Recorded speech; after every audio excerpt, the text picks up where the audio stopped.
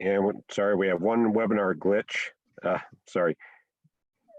Chelsea, do you have screen share on so I can move the slides? Yes, it looks like you do have control right now. There we go. There we go. All right. So now that we've gotten through that, we've done our quick introductions. Now we'll jump in. What are we going to cover today? One is just an overview of where we're at. One is we'll do a quick summation of the public employment impact survey we did. And two is what's the rationale for why we're presenting today on keeping your workers and workplace safe. Secondly, we'll get into the legal framework. What are the relevant laws at issue when it comes to keeping workers in the workplace safe? Third, we'll cover what internal guidance you should be looking at, what you should be updating, what you should be communicating with employees. Four, we'll look at some more practical advice and legal advice on how to keep your workplace safe. Five, we'll cover if you have employees either with COVID-19 itself, all the way down to employees who are generally fearful of exposing themselves to COVID-19, how do you deal with that? And then a quick summation of what our recommendations and time permitting will allow for Q&As. So during this webinar, we will do our best. If you want to utilize the chat button, at least on my end, it's in the bottom center of the screen. So for the individual not presenting, Chelsea or I, we'll do our best to keep up. But for much like our last webinar, for those questions that we can't get to during the webinar, we will do a follow-up with either you individually, or we'll send out a group question and answer to address every single question that's asked during the webinar. So as a first quick overview, prior to the last webinar, we conducted what we call a rapid survey. So we can understand economically and operationally, what are you as local governments doing and intend to do to address COVID-19? So though it's not a focal point for this webinar, we do want to just summarize quickly. So first in sum, what are all you doing operationally? 85% of you have allowed for remote work. So we do continue to see that trend. Secondly, as we'll talk about on workplace conditions today, a lot of you have implemented staggered or flexible work schedules to minimize the number of employees on shifts. Three, though we don't have a majority, we're not there yet, but it could plausibly happen. About 40% of you have furloughed employees or intend to do it. Four is about a third of you have reduced total work hours for your employees in different employee groups. Five is only about a quarter of you have implemented a hiring freeze. However, I think that is the number we'll see exponentially increase. As for example, we saw the Star Tribune article today where a lot of you, especially with your seasonal, your temp, and your park and rep programming, are probably going to impose some hiring freeze. And very few of you to this point have laid off employees. A lot of you are probably in the wait and see mode to see where does the economy go, where does the revenue go, especially with the state and with property taxes. So again, we're just not seeing that across the board. Then we look at changes to wage and benefits. Well over 2/3 of you have been very flexible in allowing paid leave for any voluntary absent from work without scouring, for example, your sick leave if they met the traditional standards. We'll talk about that today. And then for involuntary absences from work, such as a reduction of hours or furloughs, about half of you are still paying those employees who've done it. Now, we do expect that number to trend down. Three is paying employees without being required to use paid leave. About half of you are doing that as well. Four is about 40% of you establish a new COVID-19 leave time.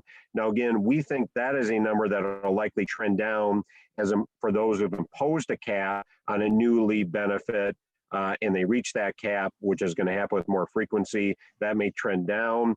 And then for across the board for a reduction in hours or furloughs, none of you, at least per our survey, have prohibited the use of paid leave. So what you have tried to do is allow at least employees to get payment through paid leave. So that's going backwards. Now, what's more relevant to what we're talking about today and why the topic is timely? One is we have a stay-at-home order through Governor Tim Walz that will stay in effect through 11/59. For a lot of you, it impacted your non-critical sector workers. Secondly, we do have a group of what's loosely called Midwest governors have partnered up to determine a plan of how they intend to reopen the regional economy. Now, part of the rationale why that group got together, and especially impacts all of you in the workforce, is there is some concerns, as we'll talk about in the next slides, from that group of what President Trump is doing to reopen the economy on a much more ambitious plan. So bottom line, those governors are going to work together and determine their top priority. Secondary is the economy, top is the health and safety of citizens and workers. And one thing they are focused on is making sure that they've sustained control of the rate of new infections. And secondly, that there's enhanced ability to test and trace people. And that's something we will cover today.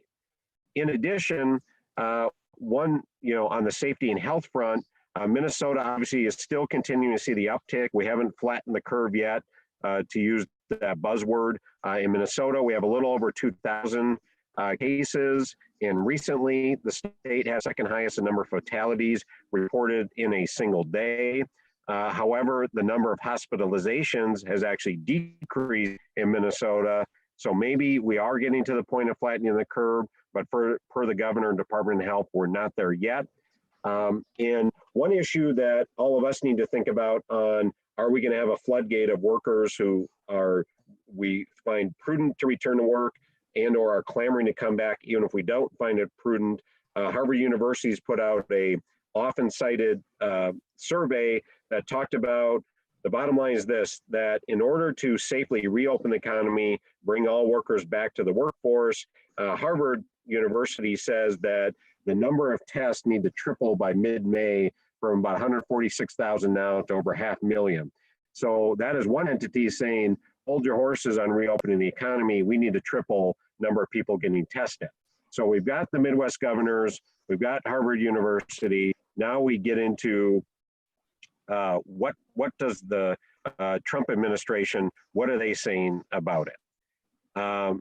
So again, President Trump has a plan to reopen the economy, as we'll work on getting to the next slide here.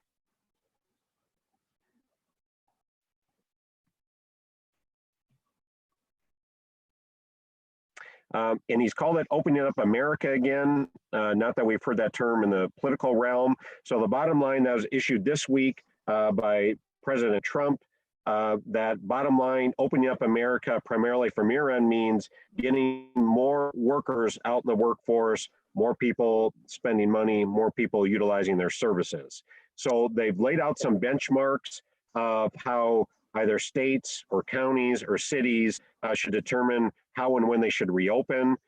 So epidemiologically, they're talking about one is before even that happens, even the Trump administration is saying that the number of cases of illnesses related to COVID-19 must trend downward for 2 weeks.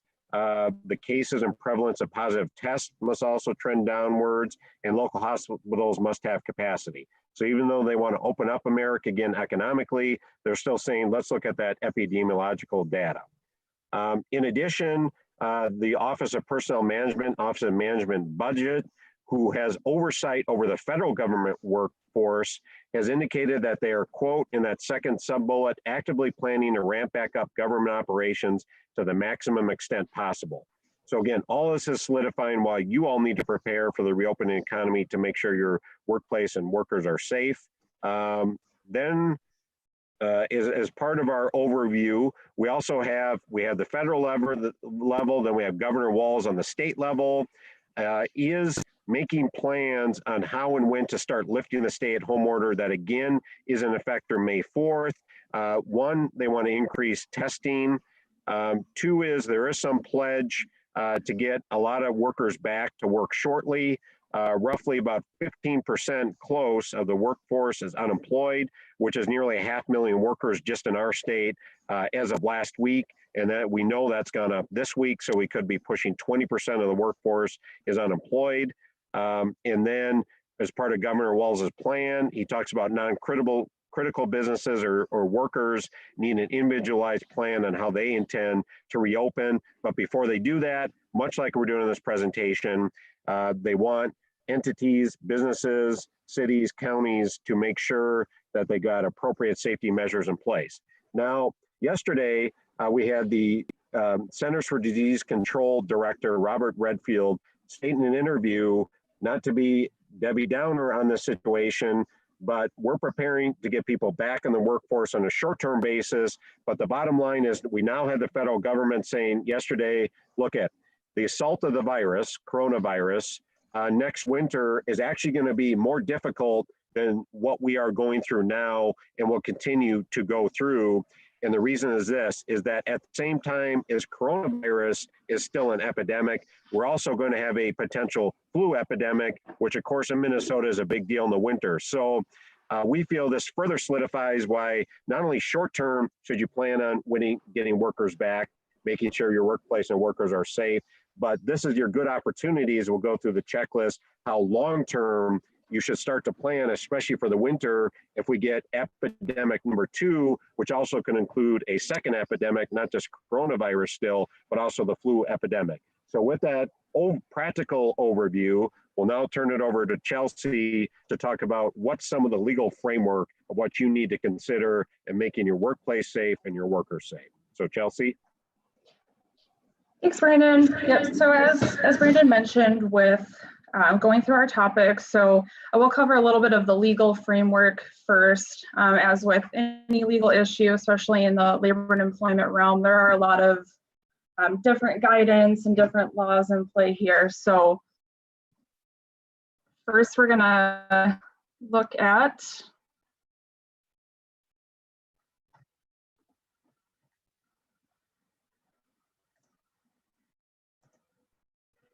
workplace conditions. So in total, some of this legal framework is really guidance from different organizations. So you can see we have it divided into workplace conditions framework built around that, and then followed by employee medical and leave laws. So with workplace conditions, you have the Minnesota Department of Labor and Industry guidance that's been issued, along with guidance from and laws in play from the Minnesota Occupational Safety and Health Administration, or OSHA.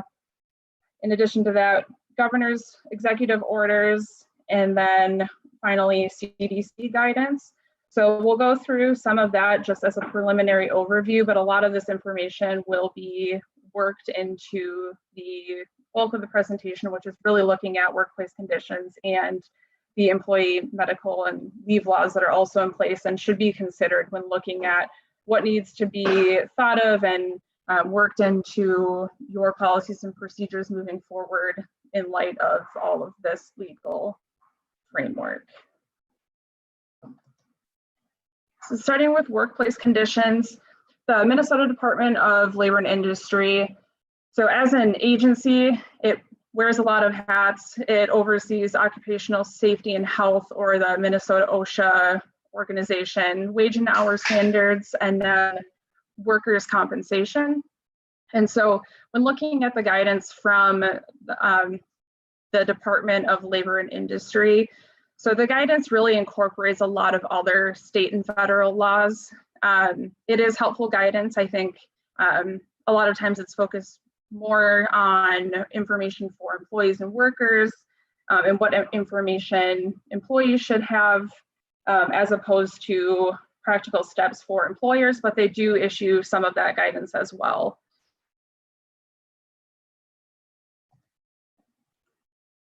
In addition, throughout the presentation, we'll be talking about OSHA. So employers that are under the jurisdiction of Minnesota OSHA have to comply with both federal OSHA standards, and then and because those have been adopted by the state, and then in addition, Minnesota does have some Minnesota specific regulation related to OSHA compliance.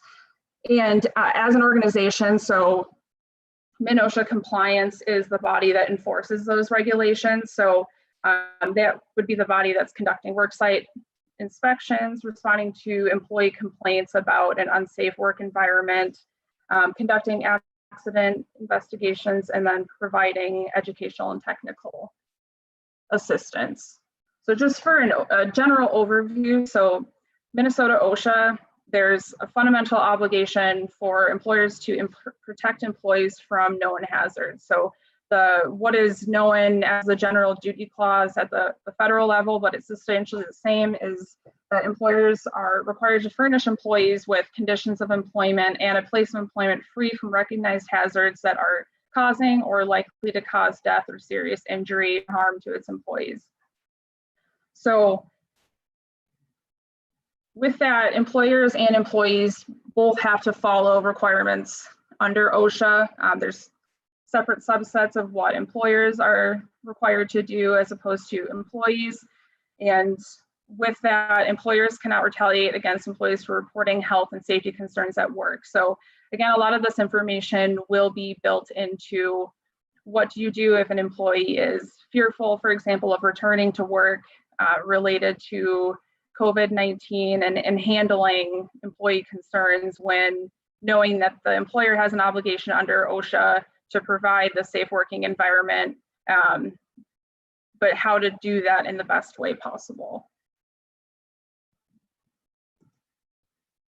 So one more point on OSHA. So many employers are required to develop and use a formal safety and health program. So the name of that is a Workplace Accident Injury Reduction Program, or the AWARE program. So we will get into this a little more specifically. It likely applies to many entities that are tuning into the webinar. So again, stay tuned for additional information on both the AWARE program, but then also safety guidelines in general. Guidance from the governor's executive order. So through the executive order, there's been a number of them. Having looked through most of them, there are specific executive orders that would apply to different industries and obviously give guidance on what the governor's doing related to specific industries. But in general, the one executive order, which was 20-33, states that employers really should be ensuring that critical sector workers and the workplace adhere to the extent possible the OSHA standards that we just covered, and then Minnesota Department of Health and CDC guidelines related to COVID-19. And of course, this includes adherence to social distancing or physical distancing and proper hygiene. In looking to CDC guidance, the CDC has put out a lot of guidance specific to industry, different positions. Listed as just an example of some of that guidance. So one it's broad, but the interim guidance for businesses and employers, this covers a lot of different areas of guidance the CDC has put out in total, but there's also guidance that's specific to law enforcement personnel and what those individuals should know. And in addition, firefighters, EMS. Again, this is just a sample of some of that guidance that's provided, but by no means exclusive.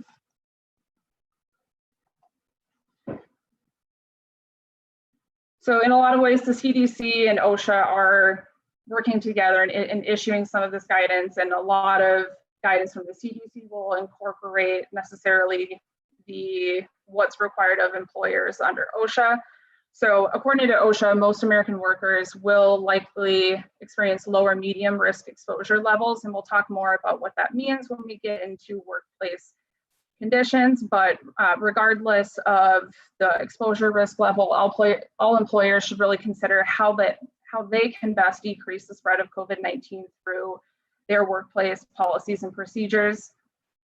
And looking at what does that mean specifically. Again, I know a lot of people have heard this from whether it's from the CDC or other presentations, but employers should actively encourage sick employees to stay and remain home, identify where and how workers might be exposed to COVID-19 at work, educate employees about how they can reduce the spread of COVID-19.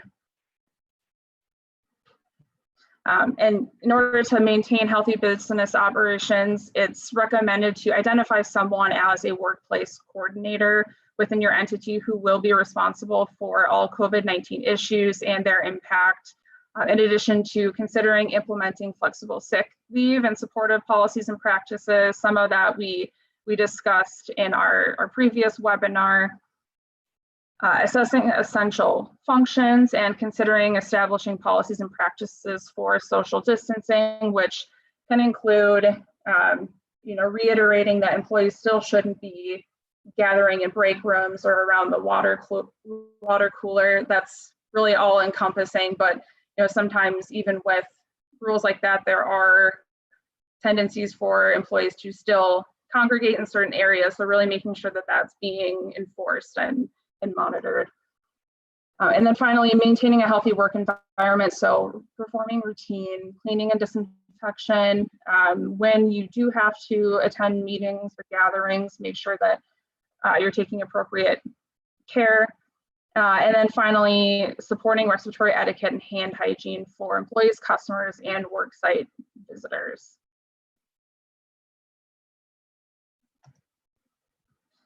And the CDC has also issued guidance to individuals. So again, you have the CDC guidance geared more towards employers, but it's also important to remember that if you have employees who have questions, the CDC does have a lot of good information, and they are who you should be getting this information from that you can pass along, which includes what should employees do if they're sick.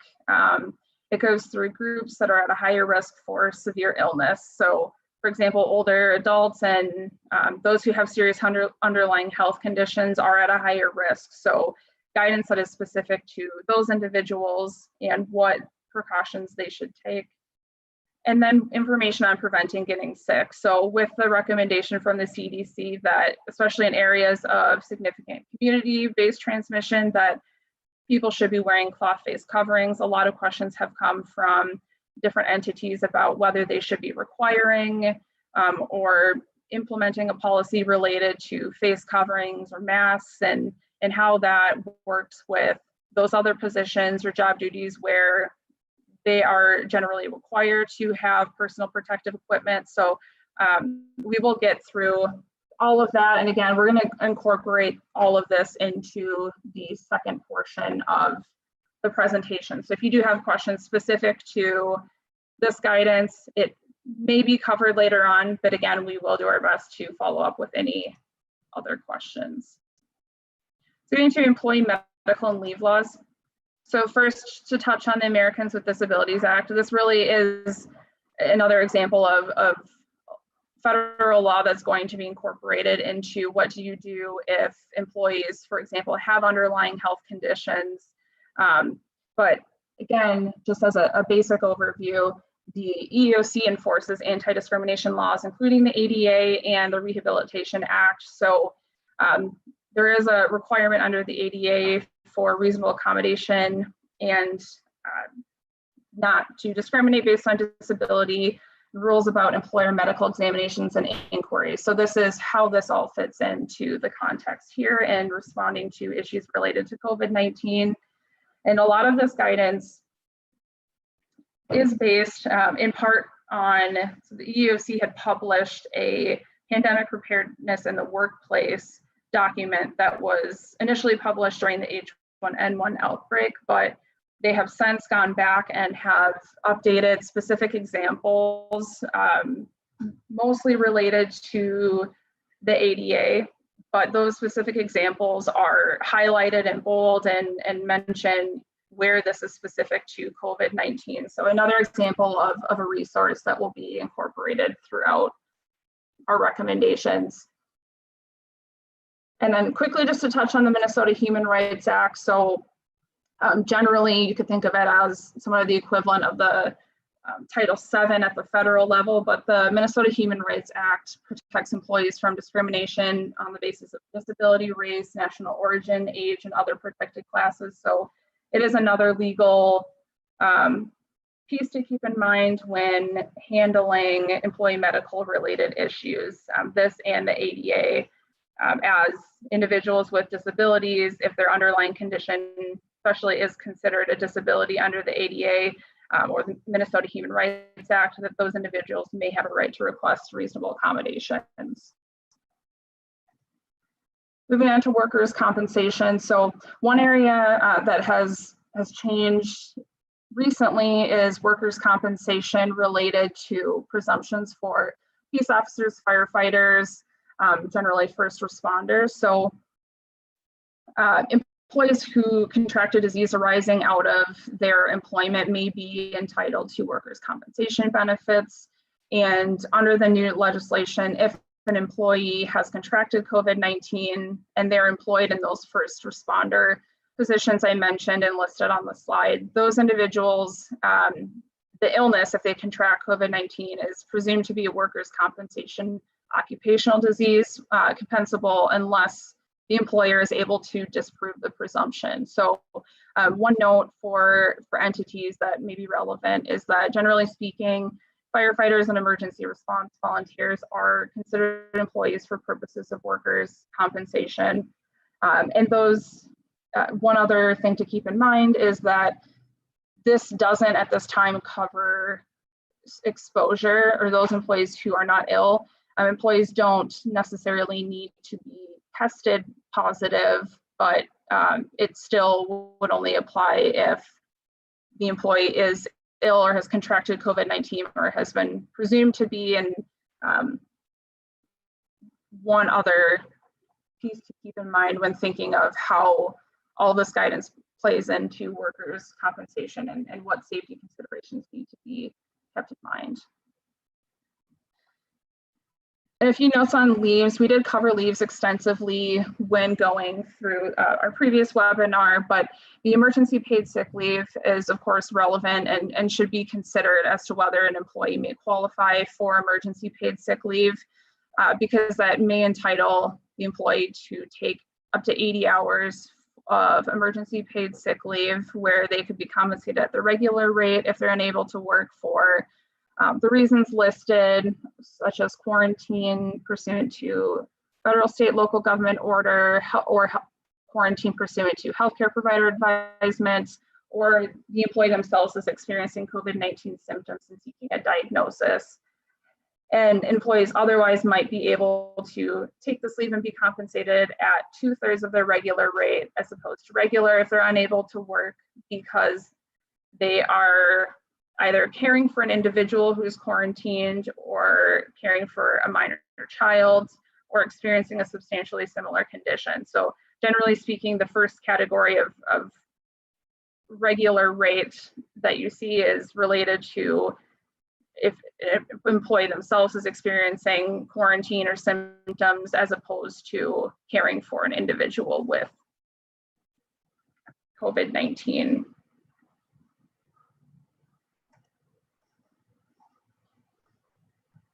In addition to the EPSL, also under the Families First Coronavirus Response Act, the Emergency Family and Medical Leave. So this expanded version of FMLA entitles employees who qualify for 12 weeks of EFML that they may be able to be compensated at 2/3 of the regular rate after the first 2 weeks of EFML that may be unpaid.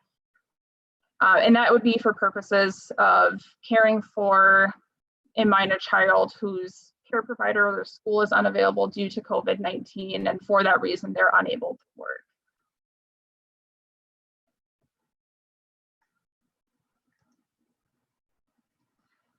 Just a note, this is of course separate from FMLA, for which an employee may qualify if they have their own serious health condition or the health condition of an immediate family member. So the EFML expands FMLA for that school closure, childcare provider closure reason, but FMLA is still in play in considering all this information. Additionally, care of relatives. So under Minnesota law, employees are entitled to use any sick leave benefits they might have. Generally speaking, to sum it up, any sick leave benefits that an employee has in the state, whether that's through employer policy or if it's the city has a required amount of paid sick leave that has to be provided, employees can use those sick leave benefits for those individuals listed. So child, spouse, parent, grandparent, step parent, on the same conditions that they would be able to use that leave for their own injury or illness. And there are limitations on that are listed, including that leave can be limited if it's not for a child. So if it applies to any of the other individuals listed as relatives, it can be limited to no less than 160 hours in any 12-month period. And finally, under state health law, there is a provision related to isolation and quarantine of persons. So employers cannot discharge, discipline, or penalize an employee for missing work if it's due to a recommendation from the Minnesota Department of Health that employee isolate or quarantine. So this applies to the individual themselves, and also if that individual needs to care for a minor or adult family member, if the Department of Health has recommended isolation or quarantine for those individuals. And this employment protection is available for 21 work days. So that in mind, so all of those leave, whether it's provided under federal law, state law, should be kept in mind in addition to any other leave that might be provided under employer policies. So keeping that in mind, we're going to head to internal guidance. So I mentioned we'd come back to the AWARE program. So generally speaking, and again, this is going to depend on how many employees an employer has or what industry they work in, but just as threshold component, if you are an employer who has more than 25 employees, or you're an employer who may have less than 25 employees, but you have a high lost workday incident rate, those employers are required to establish and administer a joint labor management, safety, and health committee. So specific tasks that are required of someone on that committee and what the committee is required to do includes conducting job hazard analysis, developing and maintaining safety policies, and providing for employee safety education. Separate but related, so back to the AWARE program. So employers who are engaged in specific industries based on the North American Industrial Classification System codes, so that will determine whether an employer is required to have this program or the AWARE program in place. And for a little bit more information on AWARE before we move on. So if you are a covered employer who has to establish such a program, what this includes is it has to be a written program that discusses how managers, supervisors, and employees are responsible for implementing the program, how it's going to be measured and maintained, what methods will be used to look at, analyze, and control new or existing hazards, conditions, and operations, how that program will be communicated to employees so that they're aware of workplace hazards and controls, because of course having a program doesn't have much utility if it's not communicated and implemented properly. In addition, how workplace accidents will be investigated and corrective action implemented, and then finally how safe work practices and rules will be enforced. So under the same statute that requires covered employers to establish this program, employers do have to review their workplace accident injury reduction program policy annually and document how those procedures are included in the program and being met. There's some leeway provided, but generally speaking, the written programs under AWARE, and there are a lot of examples of such policies. They are a good general, if you want to use it as guidance, even if as an employer, you are not a covered employer required to have an AWARE policy. These are generally good safety guidelines to use as a starting point for developing or revamping a safety manual. Of course, a lot of AWARE policies or programs are specific to the industry, so there may need to be specific adjustments made, but it is a good starting point. And then looking more to procedures, practices, and guidelines. So employers may have specific department policies. So for example, if the fire department has their own standard operating procedures and guidelines, that department may have their safety procedures well established, and taking that into consideration, employers should still ensure that employees are being classified properly. And we'll go through the exposure risk and what that means, but based on that those departments are taking appropriate precautionary measures. And further, that employees are still and continue to be receiving safety training. So as I mentioned, with fire departments and law enforcement, a lot of OSHA standards, such as standards related to personal protective equipment and respirators, those standards do include explicit safety and training requirements. So where those exist, those specific training requirements should of course be followed, but otherwise making sure that there is a good general safety training program in place for employees, and that is updated and reviewed regularly. And then finally, as I mentioned, with personnel policies, so even if you have departments with specific policies, generally speaking, a lot of entities have a general policy related to employee health and safety. And I mentioned this just to keep in mind that if, as an entity, you are going to develop a new policy or implement a policy related to face coverings, for example, for employees coming back to work, whether it's required or voluntary, you should keep in mind that if you have departments with their own policies related to masks, because those job duties are different and require additional considerations, you should make sure to include in your policies that specific departments have a superseding policy, and make sure that's all being accounted for when implementing new policies, just to lessen any potential confusion employees may have. Okay, and moving on to workplace conditions. So I mentioned the hazard assessment. So OSHA does have a comprehensive set of guidelines for assessing hazards, job hazards on just a very broad basis. And of course, this is geared specific to hazard assessment related to COVID-19. So worker risk of exposure to COVID-19 will depend on a number of factors. So, and depending on the level of risk for employees, that will determine what protections and practices should be implemented. So, I mean, as you can see from the triangle, it's not complicated, but job tasks have been divided into 4 risk exposure levels, and those risk exposure levels from very high risk down to lower risk, those will determine what OSHA has said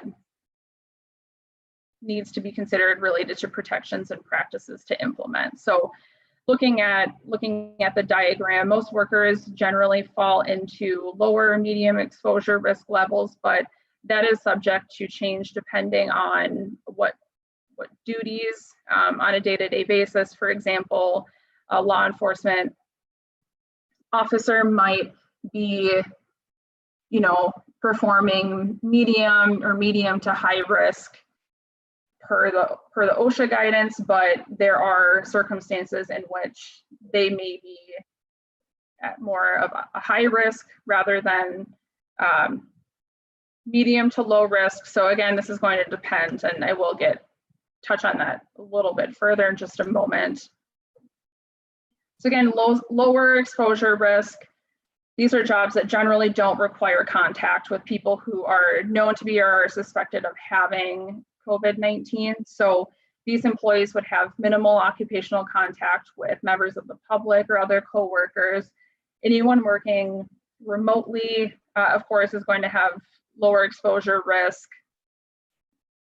This would include healthcare workers providing only telemedicine services, and those workers who don't have frequent close contact or prolonged contact within 6 feet with coworkers, customers, or the public.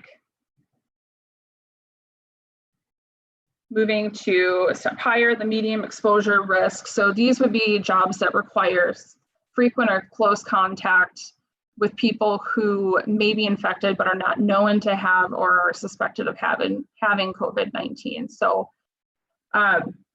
again, most workers will fall into either the low or medium exposure risk. Moving to high exposure risk, this would include jobs that have a high potential for exposure to known or suspected sources of COVID-19, including healthcare delivery and support staff,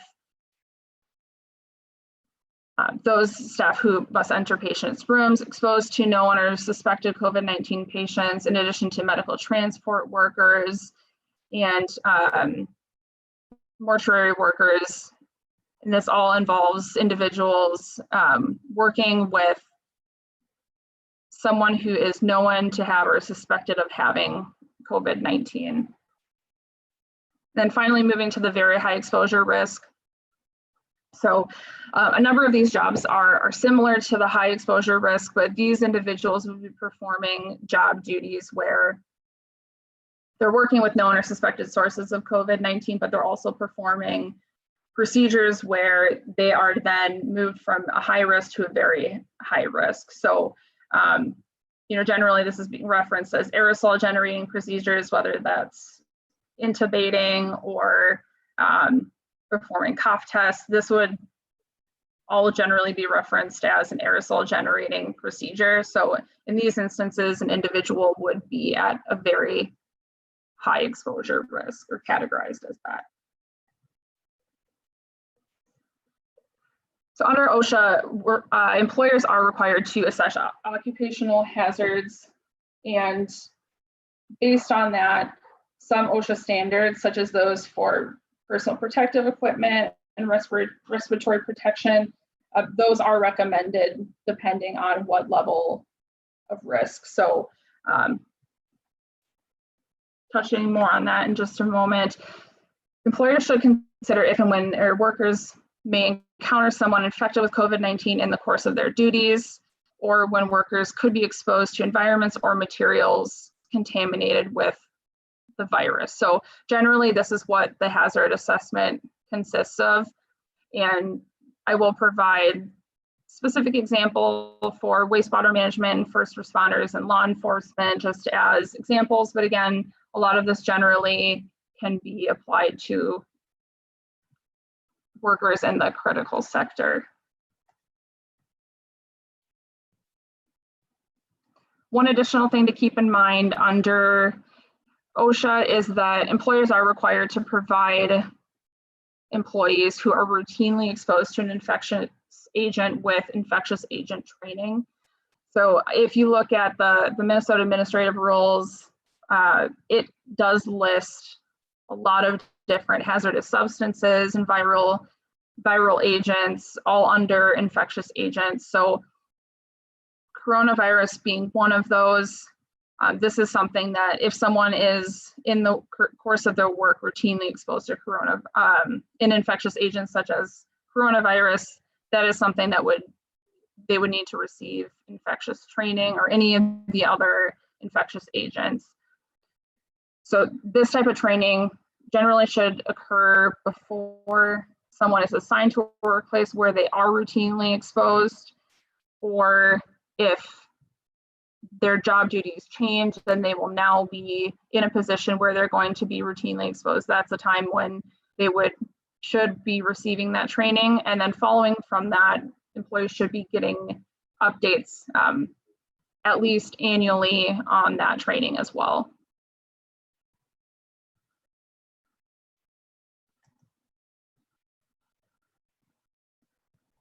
To add a few specific examples, so we did draw on some of the experience and knowledge from the attorneys in our office who work for, and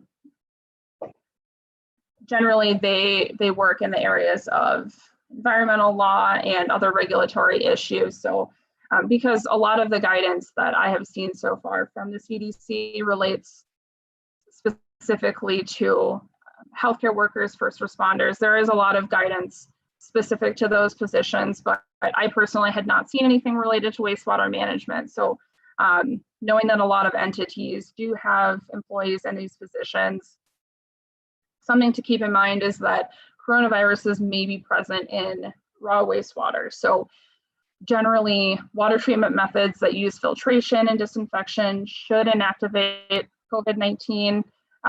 However, if water treatment is insufficient to remove or inactivate coronaviruses, viruses may be released into the environment. So generally, here are some best practices listed at the bottom of the slide for protecting those workers who are working in the sanitation treatment facilities. And those best practices include wearing personal protective equipment, including gloves, boots, goggles, and face shield or mask, performing hand hygiene frequently, and avoid touching eyes, nose, and mouth with unwashed hands. So hand hygiene and avoiding touching eyes, nose, mouth, those are general guidelines from the CDC for any worker, any individual, but again, there is this elevated risk for wastewater employees who should be wearing appropriate personal protective equipment as well.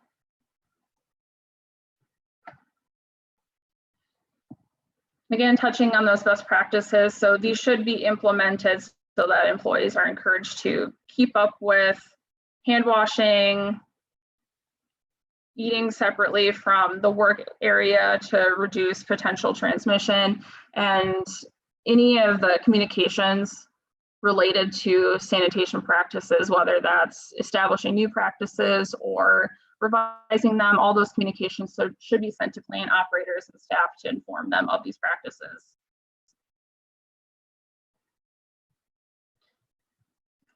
Related specifically to first responders and law enforcement, as I mentioned, a lot of guidance specific to these positions has been issued from the CDC, and there's a lot of good information, but just to distill that for you, law enforcement currently, those individuals who must make contact with individuals confirmed or suspected to have COVID-19 should be following the CDC's interim guidance for EMS. So law enforcement, you know, there are certain day-to-day duties where they may not be making contact with individuals in this way. So obviously then thinking back to the hazard assessment, they would be lower when performing those job duties, but anytime they are making contact with confirmed or suspected individuals having COVID-19, this guidance should be referenced, which includes only trained personnel should be wearing, only trained personnel that is wearing appropriate personal protective equipment should be having contact with individuals who have or may have COVID-19.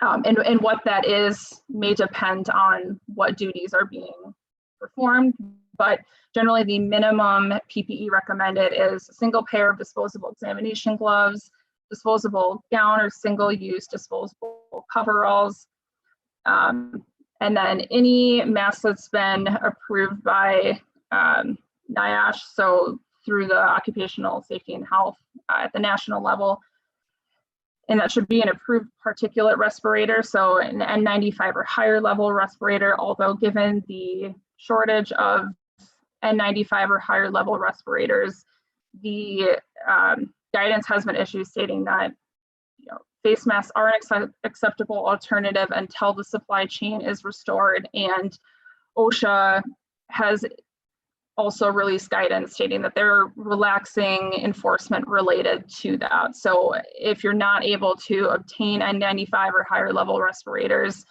you can keep in mind that that is enforcement on that is being relaxed, but employers should be doing what they can, making best efforts to comply with guidance from OSHA, which may incorporate guidance from the CDC as well.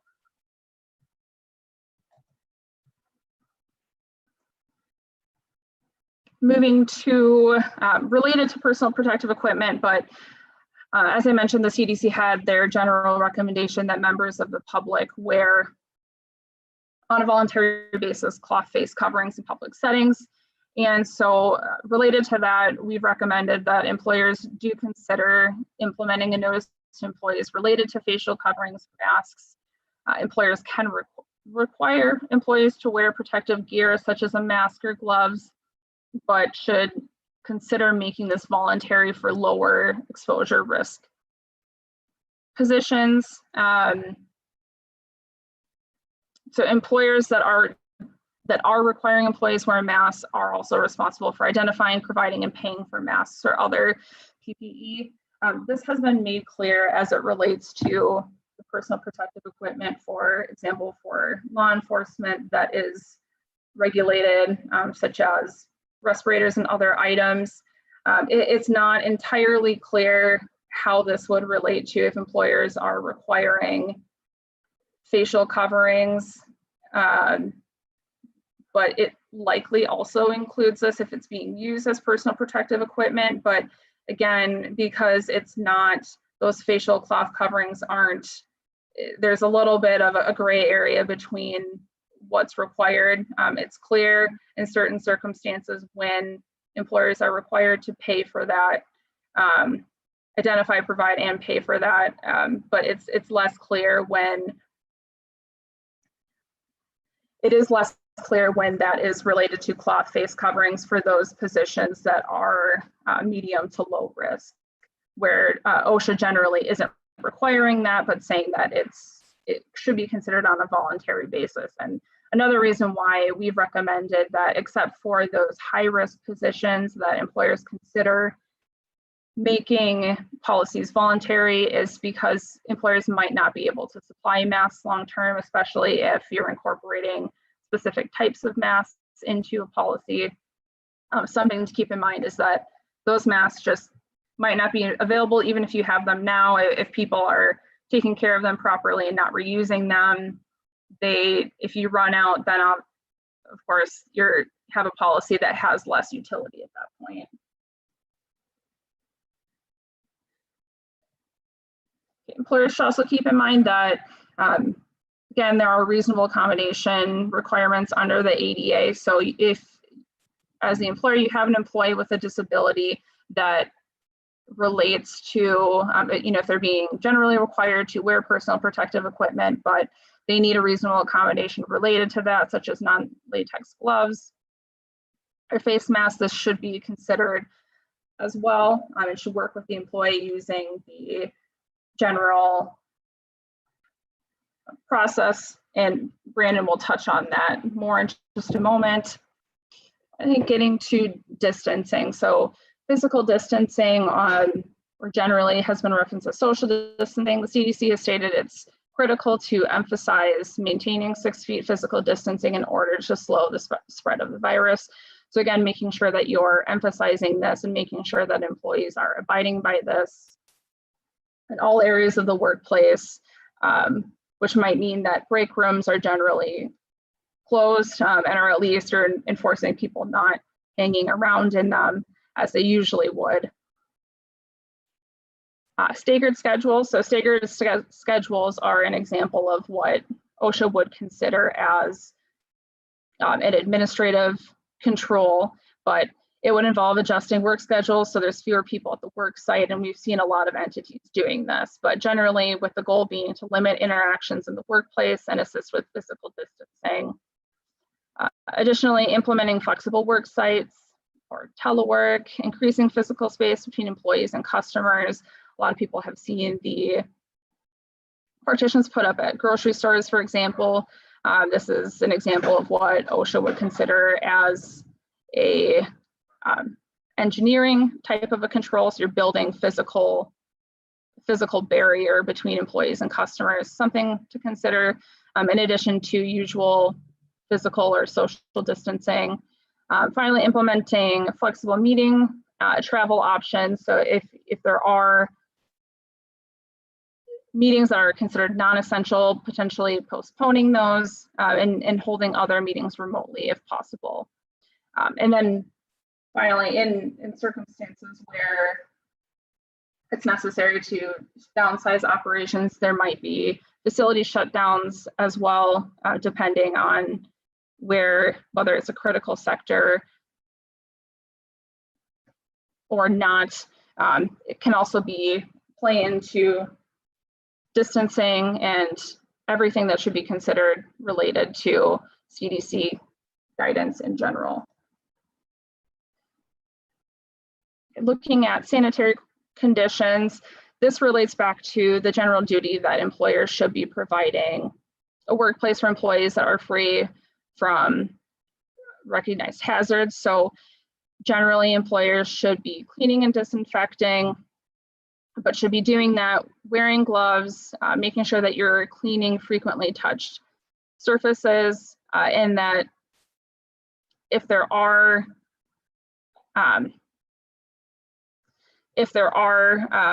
employees who are generally use shared work sites, for example, that you limit that as much as possible, but still practice cleaning all of those surfaces. Employers should close off areas that have been used by an individual who is sick, and should open doors and windows to increase air circulation if that is the case. Based on CDC guidance, they have recommended that employers wait 24 hours if possible. I understand there's a lot of circumstances where that's not possible, but again, if possible, that employers wait 24 hours before cleaning or disinfecting. And then finally, washing hands often while cleaning for at least 20 seconds.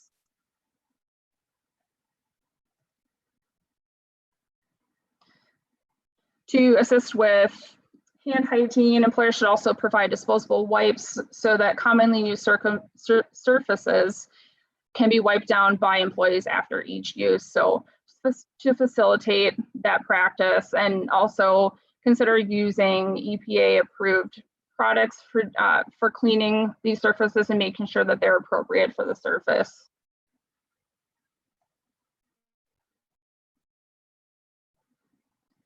Some additional considerations related to sanitation and hygiene.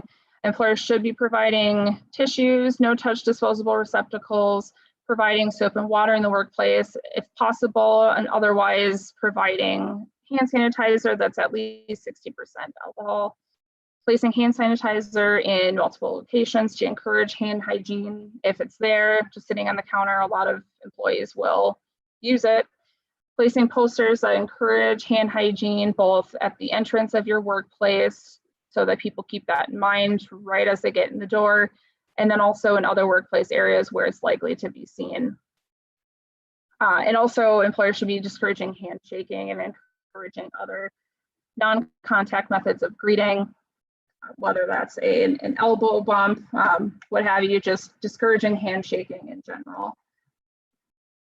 Finally, with reporting to work, so under OSHA, employees can refuse to work if they reasonably believe they are in imminent danger under OSHA. So that does involve a reasonable belief that there is a threat of death or serious physical harm that's likely to occur immediately or within a short period of time. That could be your belief that the employee has been assigned to work in an unsafe or unhelpful manner with an infectious agent such as coronavirus. But that fear does need to be based on fact and not just a generalized fear of contracting COVID-19. So just something to keep in mind with why it is important to enforce all of the sanitation practices and everything else. But from there, we're going to move into the employee medical related issues, and I will turn it over to Brandon to discuss that portion through the end of the presentation. All right, thank you, Chelsea. So in the hierarchy, what we're going to look at is we've talked about workplace. Now we're going to talk about your workers. And what we're going to go in descending order. First, we're going to look at if you have an employee that is tested positive for COVID, all the way down to what if you have an employee who just has some generalized fear of going to work due to COVID-19. So first, if you get somebody who does test positive for COVID-19, and we'll wait just a moment to get my computer moving here.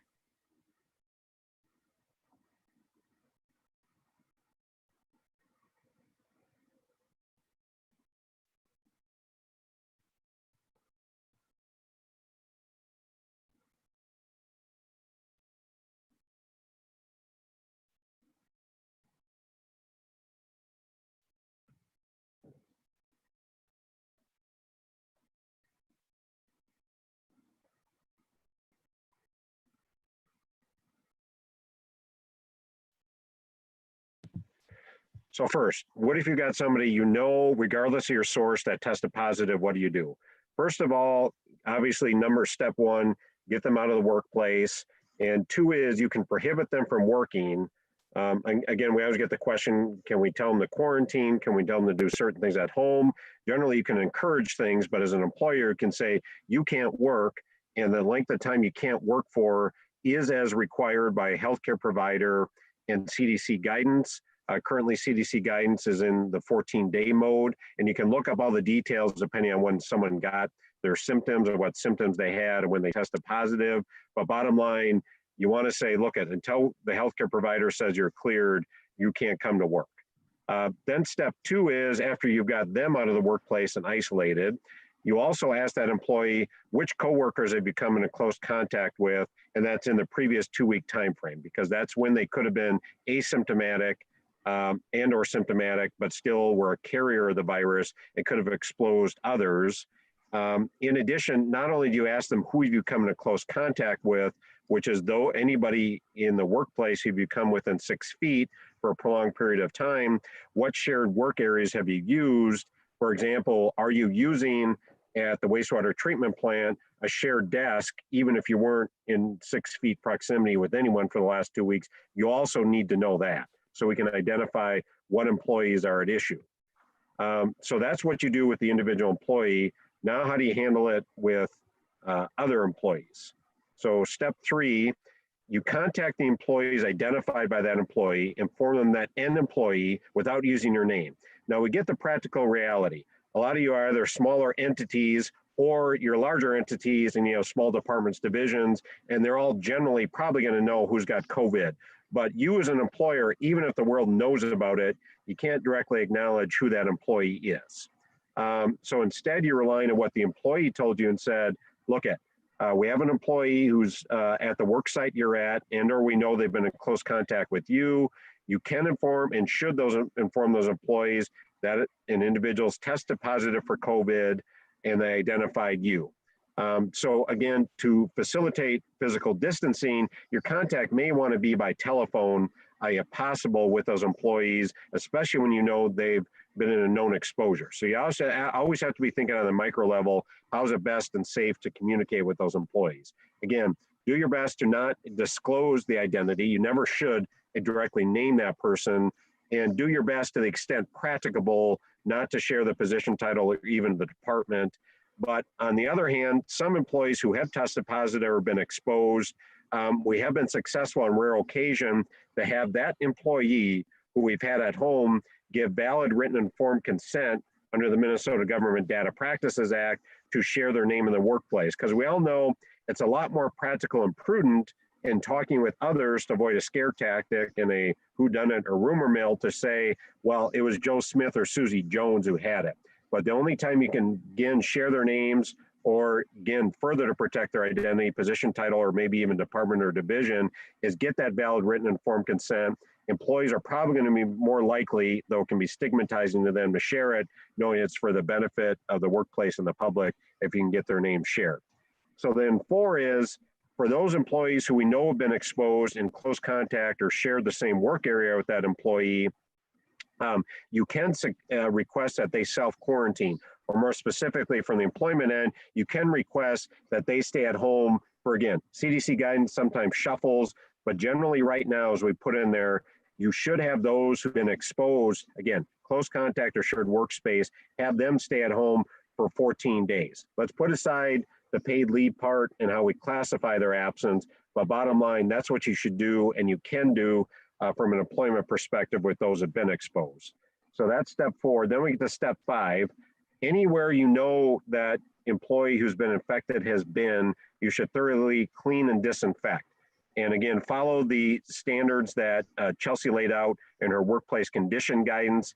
And I know we loosely say you as employers, but we all know key people in this are not just the frontline people or your managers, but your maintenance and custodial staff. They're the ones in the hierarchy who should have well familiarity with how do you clean and disinfect and when you do it and where you should do it. So again, actively engage your maintenance and custodial staff. And bottom line is you should thoroughly infect within 48 hours. So don't let time lapse too far. You've got to get moving quickly on cleaning and disinfecting the work site. Then step 6, how do you do macro communication? You know, we've talked about for those employees who the employee infected said the employees XYZ have been potentially exposed, but you should put some on notice to the extent you think practical on others who may have had some contact or have been in the same work site, even if they don't work with them on a day-to-day basis or share direct workspace. We generally advise, and so does CDC, put out some broad communication to other employees who may need to know about it, which for smaller entities or smaller departments, maybe it's fair to say everyone in the department or your entity. So what do you say in that? If someone's tested positive, don't name them. The employee's self-quarantining.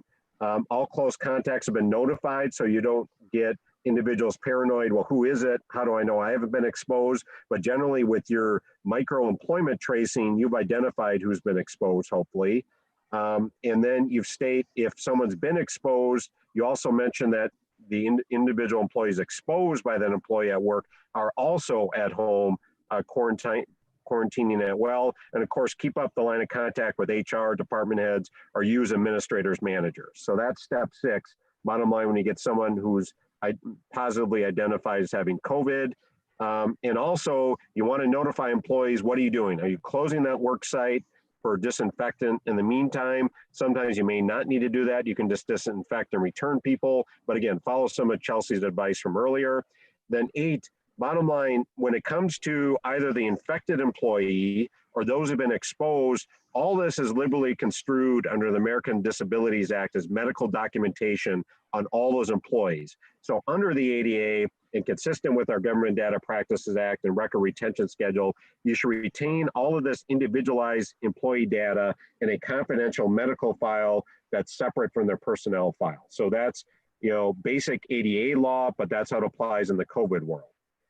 So now related to potential exposures in the workplace, either individuals at the front line like public safety were exposed to someone in the public who had COVID, or the example we had, you have an employee who's potentially exposed other employees to COVID.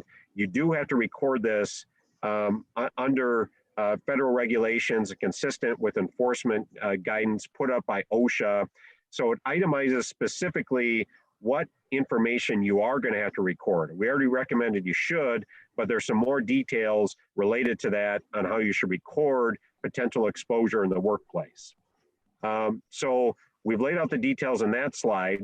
Now related to, again, an individual who actually has COVID-19, we have to shift gears. There's some reasonable debate, but generally you may have to consider, well, they have COVID, which means they have some medical issue. That medical issue could have long-term impacts. Therefore, they may have a qualifying disability under the Americans with Disability Act. So generally, because of the legal la land, we at least say you should engage in an interactive process with the employee who tested positive, not get anybody who's been exposed until they start to have symptoms or test positive themselves. You should work with them. One is, we've told you they're absent from work, but let's work with them. Are we going to provide paid leave to you? Are we going to make it unpaid if you've exhausted paid? Or eventually, when you're not going to be no longer absent from work and are cleared by your healthcare provider to come back, are we going to have a more flexible workplace schedule to ease you back in the workplace if you still have impacts? How are we going to reduce contacts with others? Do you need special equipment? So you all have to put that ADA hat on when you have an individual who's tested positive for COVID and come up, how can we reasonably accommodate that person? Now, some things are mandated like leaves. Now, so we've already talked about either you proactively are going to reasonably accommodate them or engage in the interactive process, or the employee may ask for it. So bottom line is, in order to make an effective opinion on how you should potentially accommodate someone who tested positive, you should engage in that interactive process and then do the appropriate, as we'll talk about later with some forewarning, how do you appropriately ask them to get sufficient medical information? So on one hand, we talked about employees tested positive. Now in the descending order, what about employees who haven't tested positive, have no known exposure yet, yet we deem them high risk. So what do we mean by high risk employees? That's either individuals based on age, which won't be as prevalent for all of you as employers, but those with serious underlying health conditions. And again, it's only if you know about the serious underlying health condition, which again, you'd only generally know through the employee themselves, that those are going to be the high risk employees. Put aside the issue we talked about earlier. By high risk, we don't mean going back to the hazard assessment Chelsea talked about. We're not talking about work functions here and high risk. That's different hazard assessment. This is just generally high risk employees based on their individualized underlying health condition. And again, bottom line is there's some good guidance on that from the CDC's website, groups at high risk for severe illness. So what do we do with those individuals who are generally high risk? One is, do your general ho-hum, keep the workplace safe through sanitation measures, through distancing, personal protective equipment. However, if a high-risk employee initiates the discussion, you should engage in a process with them to talk about if they have genuine concerns about COVID and they're high risk. You may want to allow some more liberality while COVID-19 is more widespread, even if not in your work site. So even if no one in your work site has it, or you don't know of known exposure in the work site, maybe in the interim, we at least want to engage with a high-risk individual who comes to us and talk about what measures can we take, either a leave of absence, or are all these measures we put in this slide sufficient enough? We're requiring symptomatic employees to stay home. You should stay 6 feet away. We're telling everybody else to do that. We're requiring frequent hand washing. We'll allow you to wear a face mask, or we may require it for certain individuals. So again, it's a balance. Do you keep them at work, or do you allow for a leave? So now we've got someone with a positive identification, someone with high risk. What about someone who's been exposed? And I'm putting aside exposure in the workplace.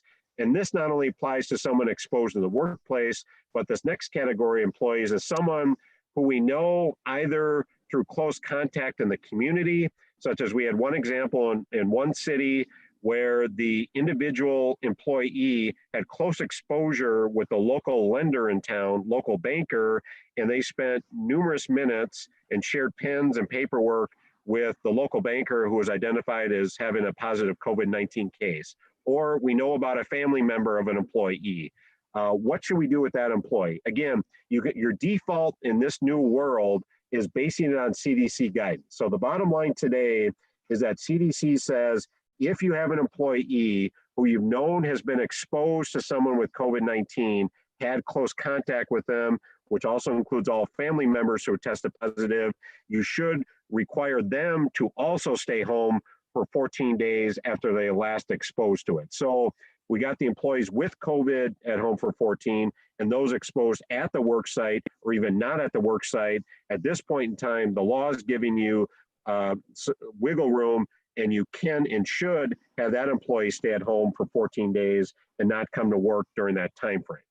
So then we get to the issues. What do you do if you have employees with generalized symptoms, but we don't know if it's COVID-19 based? First, you should get more proactive, not only in light of COVID, but in light of the imminent flu season coming up in the fall and winter, that one, you should always encourage employees with symptoms of cough, of sickness, of shortness of breath.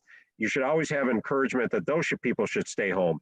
But what if you have somebody either not at work or at work, and you know, and you have a reasonable belief based on objective evidence they have symptoms? So once that's triggered, that reasonable belief based on objective evidence under the Americans with Disability Act, you can, and even in light of EEOC, Equal Employment Opportunity Commission guidance, you should ask them what their symptoms are. Even if you don't know, but someone calls in sick, you should ask them if they're experiencing COVID-19 symptoms so that we can take proactive measures potentially with their coworkers to if we're concerned about potential exposure in the workplace. Now, in addition, we know this is happening in certain micro sectors of our public workplace. You can take employee temperatures. Now, we're not hearing about that much. There's practical problems with that, legal problems, but CDC and OSHA are giving some more leeway for employers to take temperatures. It's either if you're in a critical service sector, a frontline high risk sector, or you have symptoms, we can take temperatures. Again, we're not seeing a high prevalence of that, but that is something all of you in the future can be cognizant. Now, what are the two obstacles we have in Minnesota that are not as prevalent elsewhere? One is no matter what, there is no pandemic exception to these next two laws. The bottom line is this, is if you're going to ask employees about their symptoms, whether or not they have COVID, whether or not they have someone at home, you know, if they just don't bring it to you, even though you should always encourage that in writing, if you're going to proactively ask them more questions about their symptoms, about their exposure, about a COVID-19 test, one is you have to give them a Tennyson warning. So you should set that up in autopilot under the Minnesota Government Data Practices Act. Utilize Tennysons, or we have Arcan Fitness for Duty ones. You always generally, unfortunately, before you start probing on details, give employee the Tennyson warning. Now, there is case law that gives an outlet that says generally, if you're asking about a workplace incident, you don't have to give a Tennyson. We're a little conservative. We think this is different. The bottom line, if you start doing more probing on someone's medical related data, you should give a Tennyson.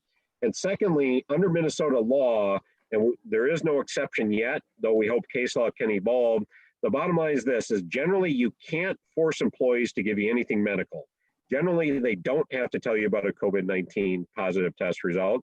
Generally, they don't have to tell you more details about their symptoms. Generally, they don't have to tell you how long they're going to be out of the workplace unless they consent. Now, we can encourage, we can be strong in asking for it. And what you can't do, though, is say, if you don't give us this information, you could be subject to discharge. However, if you have reasonable belief based on objective evidence, someone has symptoms or they've got COVID, you can generally likely tell them, look, if you're not going to give us the medical info, because no matter what, we can't force you to give it to us, we're going to have you, as a precaution, again, stay at home for the 14 quarantine day period. One question popped up, can we give a Tennyson warning verbal? Yes. So it is not required under Minnesota law to give it in writing. Generally, we say that's always safest, so we know you gave it and we know what you said. Have your can forms ready as administration to liberally hand out the Tennyson to all individuals who may ask questions about individuals' symptoms or medical conditions. So it can be verbal, but again, we generally recommend the written can form to provide. And then bottom line is, you still have to, related to individuals who have symptoms, is one, you should have them stay home, and two is, again, retain their data in a separate confidential medical file. Now, something we're hearing a lot more about in this fifth category of employees, what if the individual hasn't tested positive, they haven't been exposed, they don't have sick symptoms, they're not high risk? This fifth category is generally, I have fear of being in the workplace because of potential exposure to COVID-19. On one hand, this is the scenario where you have a legal right to say, you have to show up to work, or no, we'll give you flexibility, allow you to use leave. So generally, there is no legal tying of hands with a generalized fear. However, we do generally recommend you vet with somebody why they have that fear in the workplace.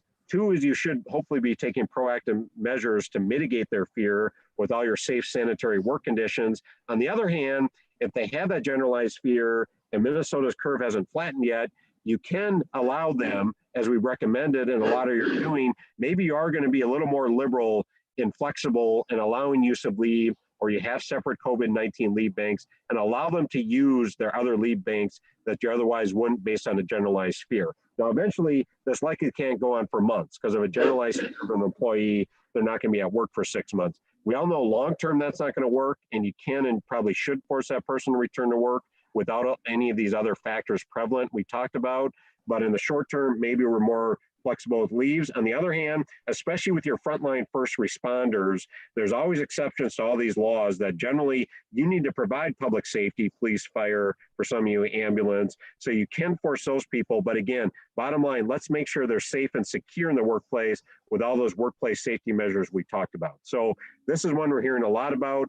But again, this is where you have more legal flexibility to do as you wish. Now let's talk quickly about the leaves that are in your toolkit. One is required, as we've talked about, emergency paid sick leave. Bottom line, employees get paid their regular rate for 2/3. They get full 80 hours For their full rate, if they're seeking a medical diagnosis or quarantined pursuant to health provider advisement, all that's related to COVID. So if we're looking at, these are all the leave, again, leaves in our toolbox we can utilize. You can also look at, for any of the categories of employees we talked about, you can also look at Family Medical Leave Act for their own specific condition. You also have, some of you have COVID-19 leave. Many of you have paid time off or sick leave. Many of you have vacation. Now, whatever you do, we recommend certain leaves that are paid versus unpaid run concurrently. What's the usual example? If you have unpaid FMLA leave, which generally it is for your own condition, concurrently require them utilize the use of paid leave, which could be the emergency paid sick leave as required by law or other paid leaves you have. So those are some of the tools. In addition, the federal government, especially with emergency paid sick leave, though we think you should require this for all other forms of leaves and all other categories we're talking about, the employee should provide you with some signed statement with their name, date when they asked for the leave, especially if it's related to EPSL, what's the qualifying reason for it, and a statement that they can't telework. Because again, in addition to leave, we should also be looking at, can we have that person telework from home if either they can't work or have a generalized fear? Let's do our best, if they're ready, willing, and able, to promote telework just beyond leave. So again, that's this slide. What guidelines, as we talked about in our last webinar, should you have in place to promote telework? Who's eligible? When can they perform work? What equipment do they need? Notify them of retention and safeguarding the data. Make sure the remote workplace is safe. Are we reimbursing them for any equipment? And effectively, even for not only telework employees, but employees are generally absent, you should set up a mechanism how they can text you, they can email you, or they can call in your hours, so that, especially for hourly employees, we have their hours recorded. So beyond leaves, beyond safe and sanitary work, the third option really is telework related to individuals with COVID-19 concerns or symptoms. Now let's talk about quickly, how do we get someone back to work? When they're in any of these categories of employees we talked about, either they have it, they've been exposed, or they're high risk, or they have generalized sick symptoms. So generally with all of these, especially with a pandemic, the ADA gives you more liberality to ask and force them, even though, be careful, in Minnesota, they have to consent. So be careful with the word force in Minnesota, but you can strongly encourage them to say, look, bottom line, we're not going to allow you to come back to the workplace unless and until you give us a clearance and fitness for duty in writing. Now, we know there's problems with healthcare providers providing the sufficient documentation, but conservatively, despite that administrative hiccup, though we may liberally grant an absence, we don't think you should be liberal in return to work with someone who tested positive or has been exposed or has symptoms. We generally encourage you, make sure to get that doctor clearance, especially with positive COVID clearly, and even those who have been exposed, and maybe those who just have generalized symptoms, to do your best. Don't return them to work. Make sure they've got paid leave so they don't cause too much of a challenge on being forced to stay home. Make sure you have that healthcare clearance, because again, you're balancing the right of that employee to say, I can come back to work and I don't have to share you all my medical documentation, with the health and safety, as we talked about, of your employees and the public. So this is where generally during a pandemic, you can be stronger in trying to get sufficient doctor's note certifying they are fit for duty and they are clear and they're not a threat to the workplace or the public. So bottom line, feel free to quickly give us any chat questions. Generally, what should you do? First, especially going forward and planning, a lot of you in the short term have had to limp along. Let's designate who are our key players who are responsible for administering our safety. As an administration, a balance of administration, department heads, mid-level managers, and rank and file employees, and maybe the unions. Two is cobble up all this external guidance we try to give you, cobble up all the internal guidance we talked about. Let's utilize a lot of the policies, procedures, practices you already have in place, but maybe you haven't realized because we've all tried to, by fire, learn how to deal with COVID, but a lot of you have that infrastructure in place. But especially preparing for the fall and winter, we're going to have the double tsunami of not only COVID continuing, but the flu. Let's plan for the long term. Three, let's do all our assessments. Let's prepare our checklist. Who are the high-risk employees? Let's assess our work sites. Let's assess our personal protective equipment. Let's assess our safe and sanitary conditions, establish or modify your policies, procedures, practices, and notify employees. Now, on the quick legal note, a lot of you, in lieu of changing policies, which some of you as administrators, managers can't unilaterally do, that's most of you, you generally have to go to your governing body. We prefer the notices that, especially if you have a public health emergency declaration in your local entity, which most of you do, utilize notices because, again, we still question, should you be changing overall policies? Instead, put out notices to say this supplements or supersedes in the interim in the public health emergency our existing policies. So we've been working a lot more with all of you on putting out notices, and let's get back when we have some dead time to amend policies. But let's put out those short-term notices. That can be easier and less clunkier than amending your policies. Obviously, train your department heads, your mid-level managers, and your frontline responders on all these safe and sanitary issues and how to handle leaves. Monitor your compliance with all these, and of course, document, because we do feel, especially if you had an individual who tested positive for COVID-19, they were in contact with others or shared workspace with others, we do feel, especially under OSHA, and we're already seeing in the private sector with class action, we are likely going to see a lot more lawsuits, even against public entities, for any employee who feel that especially, we're seeing it in workers' comp, but anyone who's been exposed by a coworker or the public, there's likely going to be an uptick of exposure, as we talked about with OSHA. So with that said, there are resources in our few minutes remaining. The Coalition of Greater Minnesota City COVID-19 website.